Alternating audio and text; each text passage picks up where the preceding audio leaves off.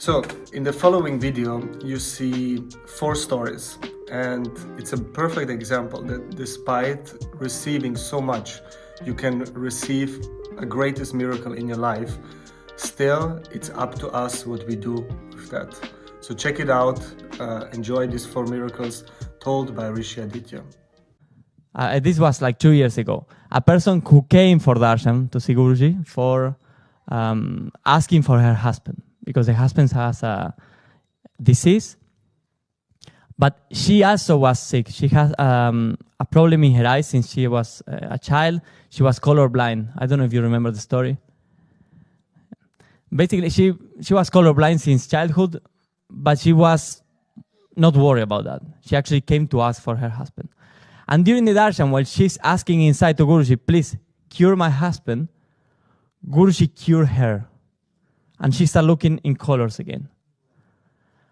And she's freaking out. She says, what's going on here? And then she didn't tell to anyone because she thought at any moment she will lose it again. And then when it stays for a week, she says, okay, this is amazing. But actually she got upset with Guruji. Because she said, I came to ask you help for my husband, not for me. And she never came back. I mean, not that after 2 years there or here, I never saw her again. Then there is another story of an old guy in Mauritius who came to see Guruji with a family, and Guruji invited them to the table, and this guy was coming with the crutches, not so old, but very destroyed, because he smoked a lot.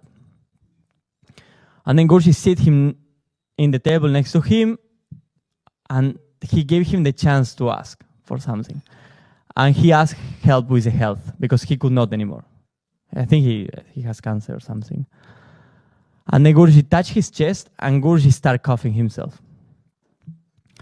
The dinner finished, he said goodbye, they go, and about 100 meters away, they realized that actually the old guy walked away like normally. They left the crutches on the house. And despite finding that amazing, soon after he started smoking again. And then eventually he died.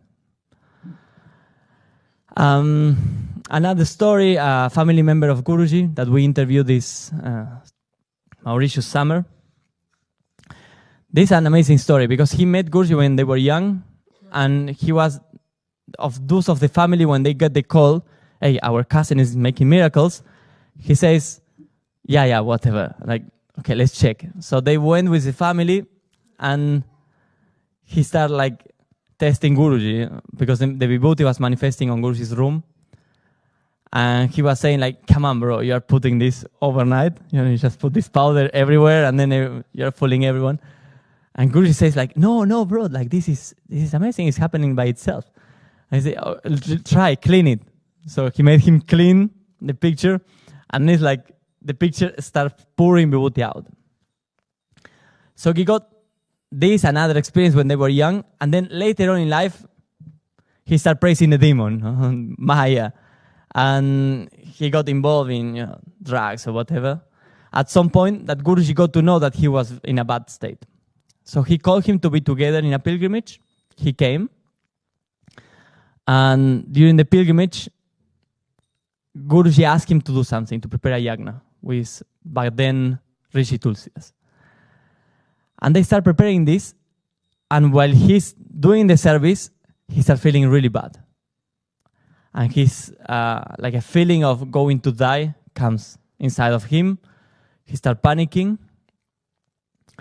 Guruji came back at that moment, and while he's trying to explain to Guruji that he's going to die, Guruji is just shouting at him why he didn't finish the yagna.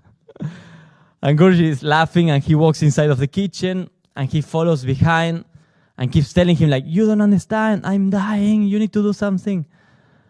And then in the kitchen, Guruji changed his expression and hold him on the arms. And he says it was like a stone. He could not move. He tried to fight with Guruji, but was like, I don't know, an extreme force just pulling him down, and he was immobile.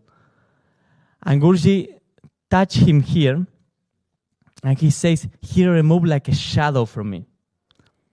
And when he did this, a huge release invaded his body, and he started shivering and he started crying. And he goes to Guruji's feet. But the only thing he wanted to do is just to touch Guruji's feet while crying. And when he does this, he started looking at Guruji, and Guruji started expanding. And he said, Guruji, now he changed his color, it's blue. And he said, it's a weird dimension where like space is not the same. And Guruji is there in front of me, and he's huge. And he cannot stop saying like, you're amazing, you're beautiful, and keep crying. And you're huge.